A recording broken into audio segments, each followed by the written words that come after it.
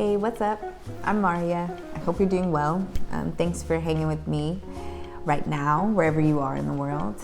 I've been gone for a little while and I'm in a new space now. So if you want to know more about that, check me out on Instagram. In this video, I want to chat with you a bit about the brigade system and why a lot of cooking techniques and terms that you see everywhere are French. Let's talk about it. I think this is a really important topic, especially if you are getting into cooking in professional kitchens and things like that, because it's your history, bruh. It's your history, and it's important for you to understand a lot of things that are going on in the world, especially where you work. So let's talk about it. The reason why a lot of cooking techniques and terms are French is because the French standardize cooking.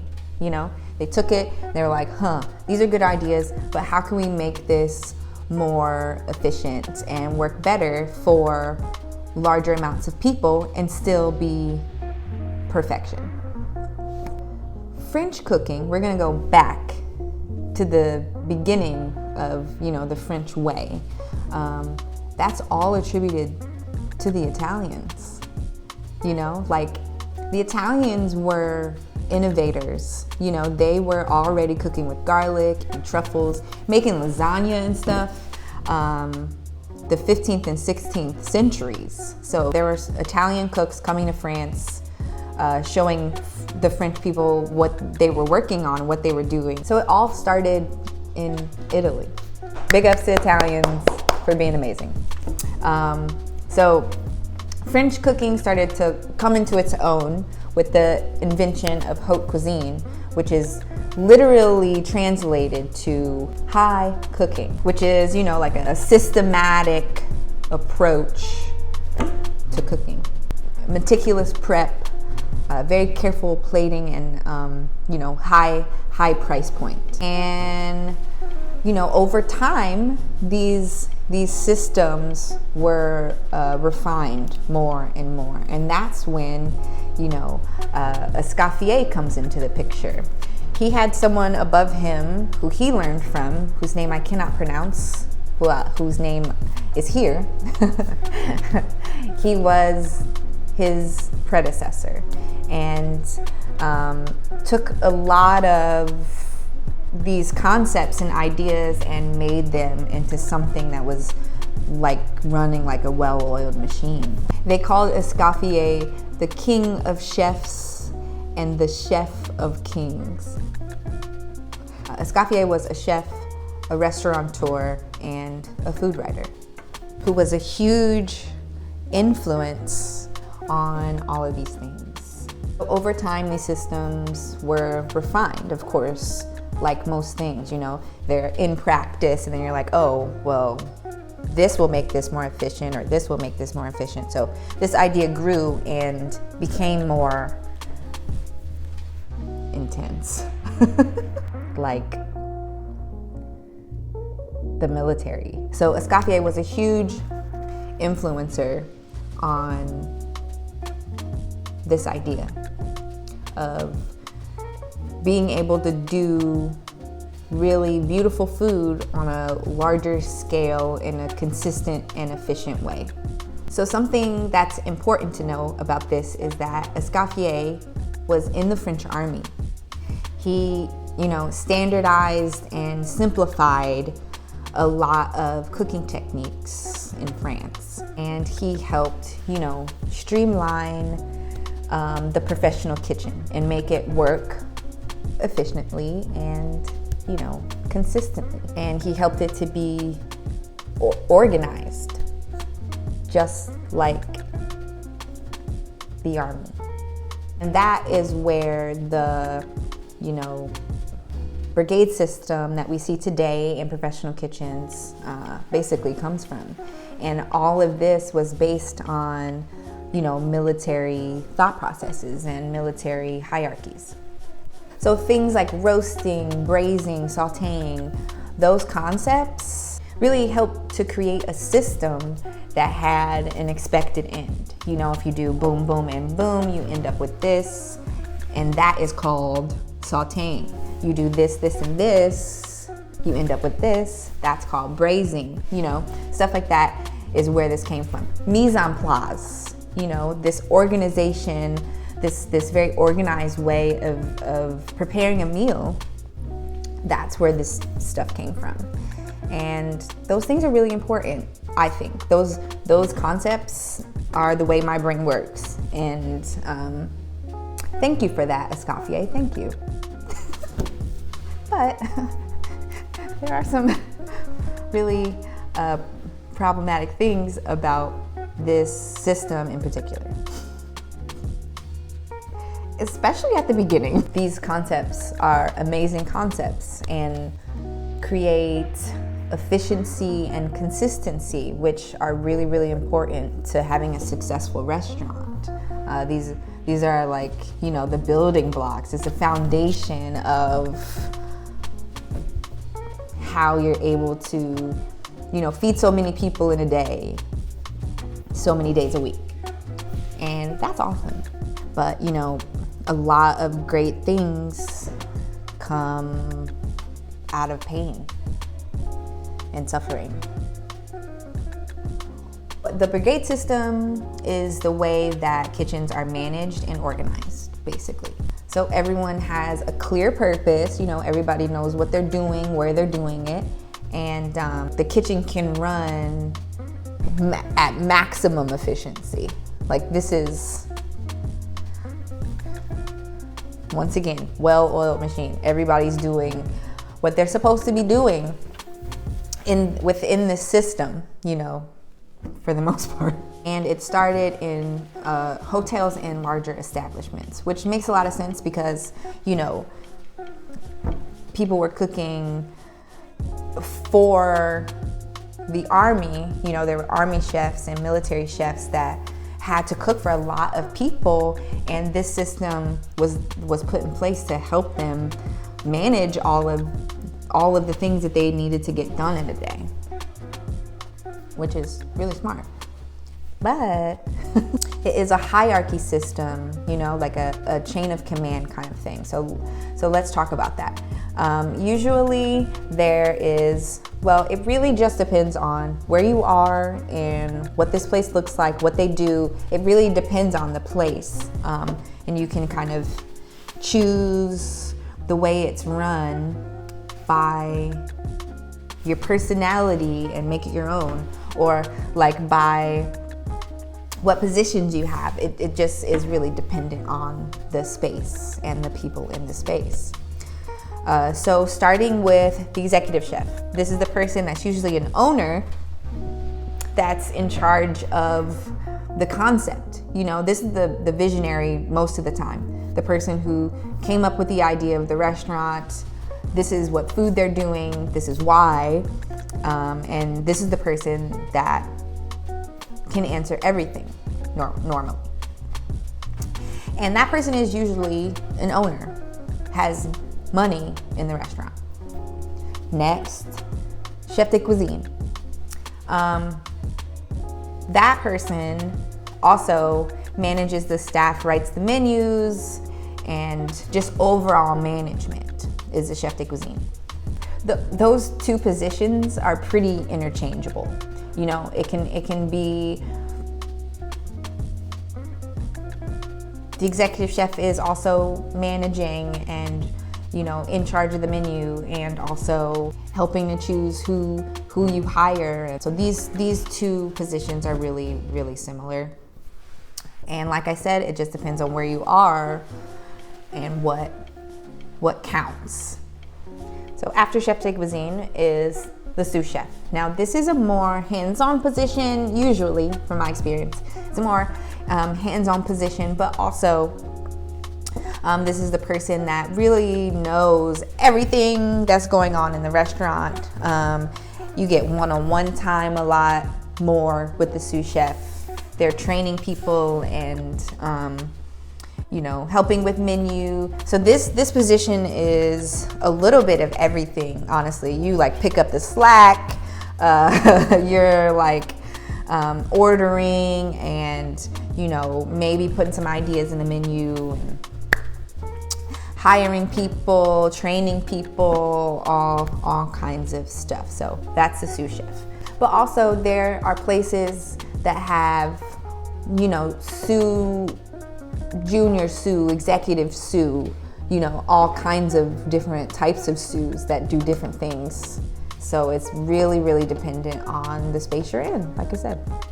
So sous chef, second in command, really hands-on guy. You know, that's your hands-on person. Hands-on person is the sous, you know, really hands-on. So next you have the chef de partie. Now this person has a specific position and area, you know, that they stay in and cook all the time. Prep, cook, all of that. But also in other instances, there are prep cooks, you know, so there'll be prep cooks that do your prep for your station. So when you get there, you have everything you need, you just have to grab it and then you cook through the night. But there are other places that you do your own prep and you cook through the night. All of this stuff is very pliable and really useful if it's put into the right hands, is what I'm saying. If it's given to good people. For real.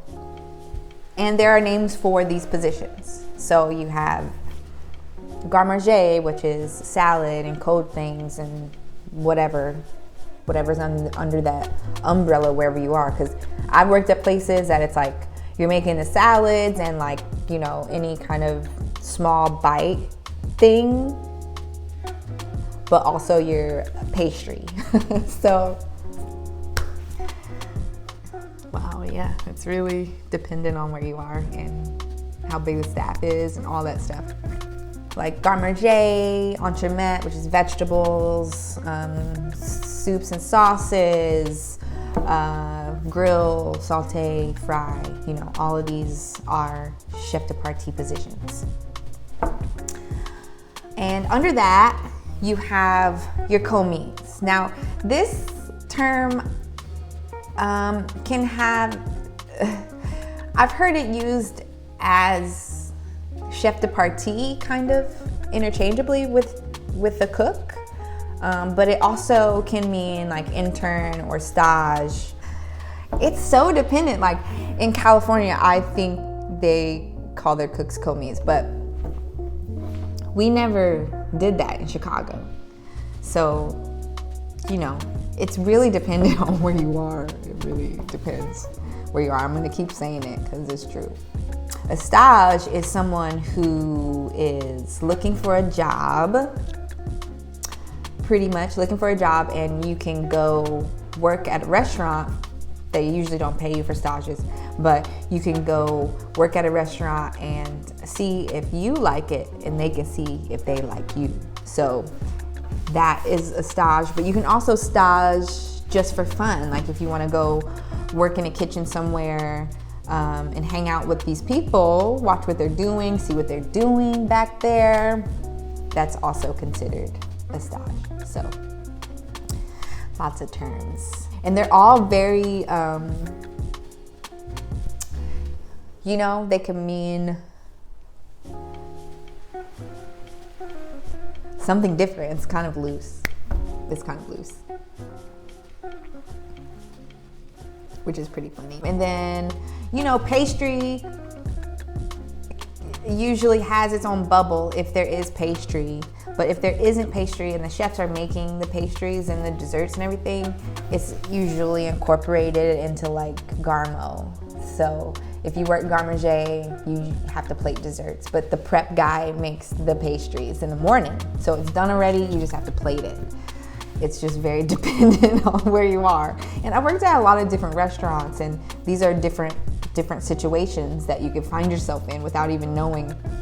So I think staging is a really good thing to do, but make sure you talk to them, you know, because some people do get paid for stages, so just figure that out maybe before you start doing that. But stages for me used to be like gut-wrenching. I would just hate it because you walk in there, you don't know, you know, what this place is gonna be like, and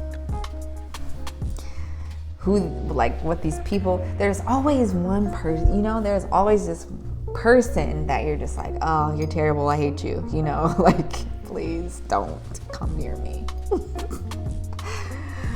Ugh. But only because I'm just a really introverted person. And also stages, like, you kind of, if this is somewhere you want to work, this is your time to like prove that you can do this job, that you can work here and be good for them if you're interested in that. And that can be a bit stressful. I had this one stage that I went on. This was at Nailco. And I hadn't started there yet. So I was a stage, and like my best friend Cecil, he worked there, and I was like, yes. Garrett and I ate there for dinner, and it was new, and the server was like, hey, do you guys want to come back to the kitchen and see the kitchen? And I was like, oh yeah, that's cool. So after we ate, he took us back there, and I saw my best friend Cecil, and I was like, what? I didn't know you worked here. It was bizarre, and I was like, well, I guess I'm about to quit my job and come work here because this was delicious, I used to do that a lot too. Just like, this restaurant is better than the one that I was working at, so here I come, And it's always a bonus when you know somebody that works there and you get their opinion, because that makes it even easier for you to make a decision.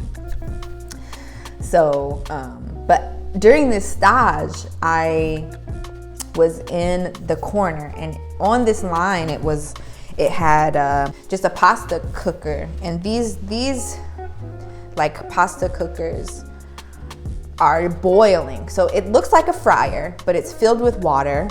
And there's like round baskets that fit in the water, and you just, put the pasta in the basket in the water, and cook the pasta. And this was just like that.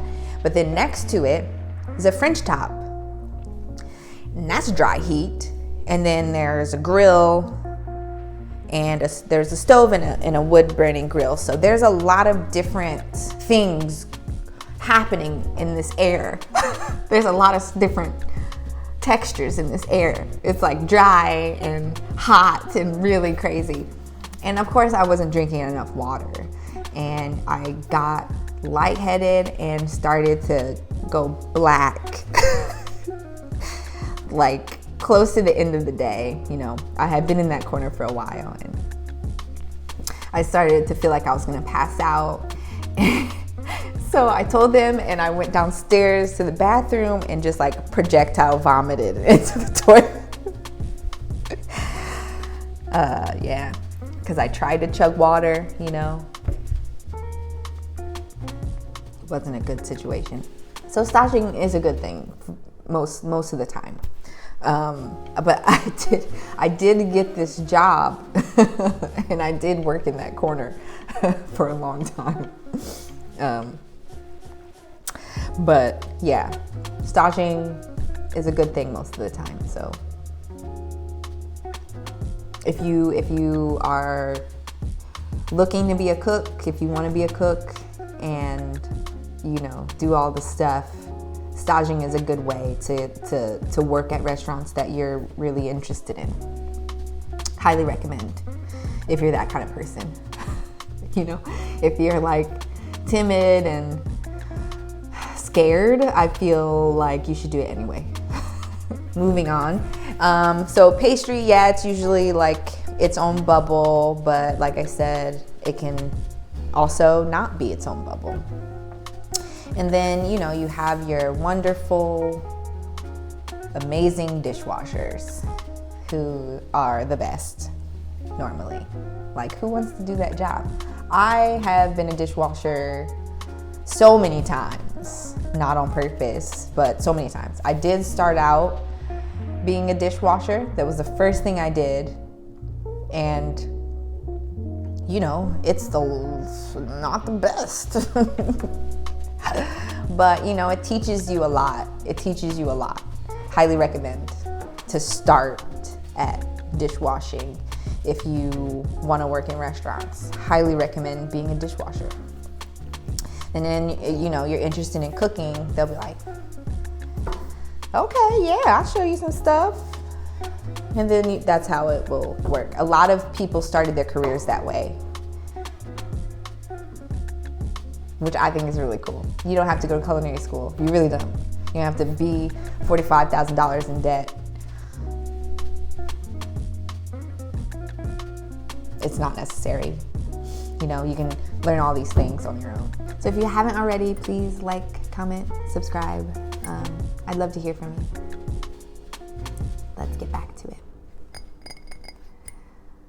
Even the double-breasted jacket, you know, chef coats, they came from military concepts and like chefs being in the army, and during their workday, you know, wearing a chef coat now, but it was transferable to battle. So if they were cooking and got called to battle, they wouldn't have to go change. Like, what? That's crazy. Wow. Multi-purpose outfit. So it originated when chefs in the army were servants of the king, and they could be called on to go serve in battle at any time. So they were just dressed and ready, and that's where the chef coat, it's carried over this long. People still wear them. Yeah. A lot of the practices that were popular back then were just dispersed around the world, and that's why we still see them today, especially in America. Like, people really do still use all of these processes, which I think some of them have wonderful places in the kitchen. But the whole hierarchy concept can get very, very distorted when it's put in the wrong hands. When it's put in the hands of someone who isn't a good person, things go wrong then. You know, it just perpetuates racism and sexism and perfectionism, and all of the isms can really fit in there really well if you're not a good person. You know, if those are your, like, if that's how you live your life, you know, if you're not a good person, you live your life and you're like, I want to be a chef, which has happened a lot. I want to be a chef. And then you start, you know, looking down on everyone underneath you and not treating people with the respect that they deserve.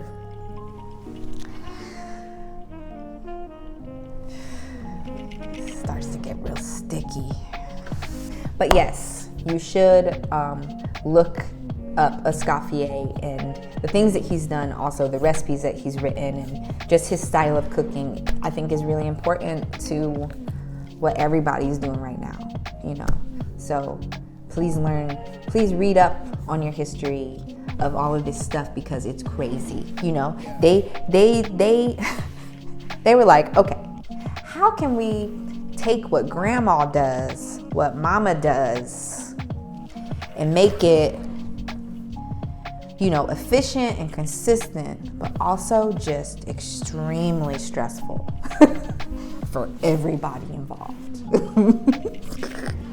I respect it. It's done so much good for the industry, but it's also really important to understand these really serious complexities, these really serious details that, you know, roll into kitchens today. Like in a lot of fine dining kitchens, you can be treated like garbage. They don't pay you, you work 1 million hours every week, and there's no satisfaction that you're getting from anybody else around you. So it's all in your mind that keeps you afloat. Everything that makes you happy is in your mind. You have to create it for yourself in those environments. And that can be really scary. So just be careful out there. You know what I'm saying? Be careful out there. They took the same concept of strict, rigid hierarchies and harsh circumstances and put it in the kitchen. And that's why you didn't see women in this situation. Like it's bunch of dudes perpetuating these sir, yes, sir mentalities. These I'm better than you because I'm your superior mentalities, these mindsets, man. We're just gonna carry this over. I thought you should know that. I hope it just makes more sense now. Yikes. The Food Network doesn't teach you these things. And so the things that you see on television are super glamorized. And this industry is not glamorized unless you make it that way. And these things were, created out of war. Could you imagine, like, just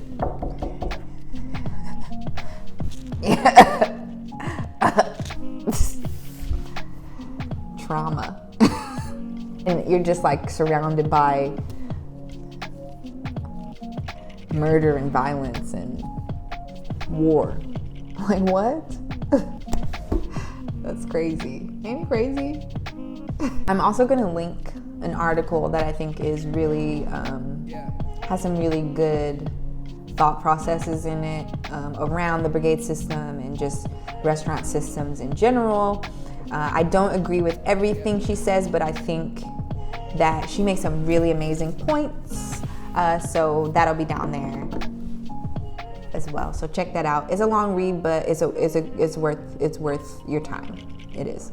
The overall message and perspective of it is good, and it's important to know, I think.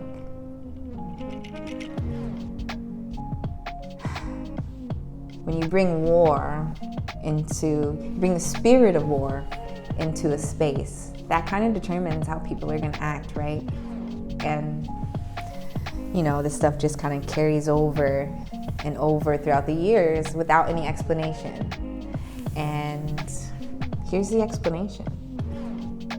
So you have to choose who you're gonna be when you come into positions of power and management.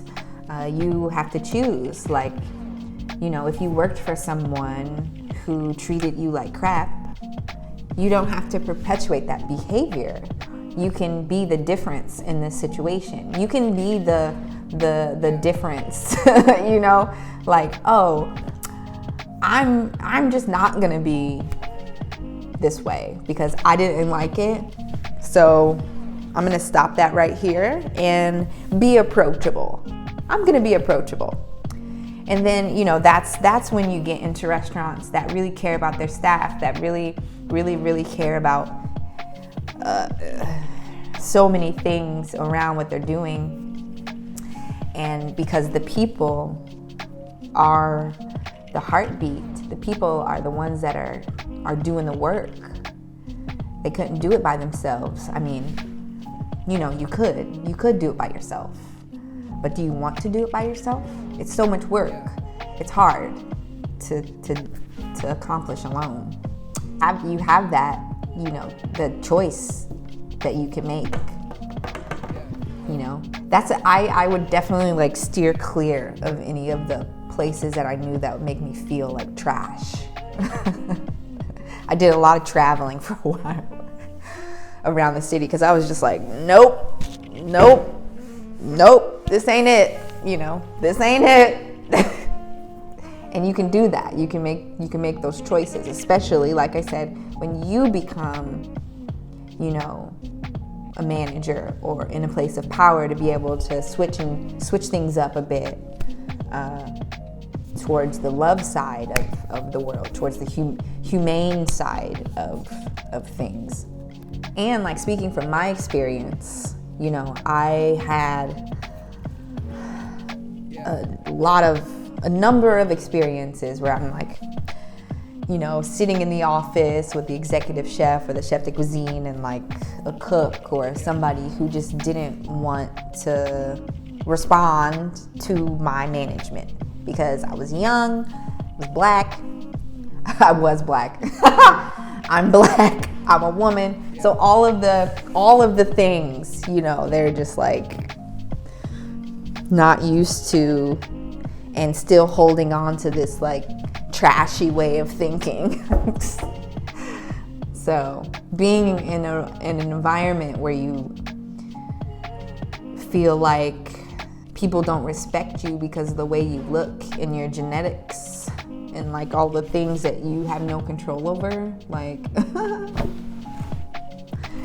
that's for the birds. So make sure you're in places that you feel good, about being there every day, the amount of hours you're putting in. Make sure you follow your heart for real, because that makes all the difference, you know, like you're spending your time. I'm saying this again, but it's important. It's really important. My own husband, Garrett, he's a white man, didn't have any of these issues. Never had to like be pulled into the office because somebody didn't want to listen to him or whatever the case is. His experience in the world, not just in restaurants, in the world is so different from mine. But especially in restaurants, like he had a way easier, way more fun time. He was, you know, like nobody had any preconceived notions about what he could do, how he could perform, you know, when he walked through that door. No one had any preconceived notions about his character or capability, you know, when he walked through the door. But when I walk through the door, it starts then. You know what I'm saying? Like, I would be so, and that's, like, it took me forever to get to a place where I was fun. Because I was just constantly stressed. I was also all the time just so serious all the time. Because I had to be. I had to be. It was not an easy go, you know? It wasn't an easy go. But it was my passion. I was like, you know, this is my passion. I'm not going to let these stupid, you know, I'm not going to let these people that aren't as good as me talk me out of doing anything. That have ignorant views on the world. You crazy. You know, that was my attitude. And if it was a place I didn't feel comfortable, I'm out. I'm not staying here. So you have to be like super strong. Like, man. And I had to do a lot of work around these triggers and a lot of healing. But here we are right now, you know, creating my own way, doing my own thing. And that's what it's all for. That's what it's all for. It's crazy to think about what restaurants were before these things were incorporated. You know, it's like you're with your mama, you're at your grandma's, you know, like you're having dinner parties, people bringing you, you know, this, that, and the other, no allergies, restrictions. You were in a loving environment, right?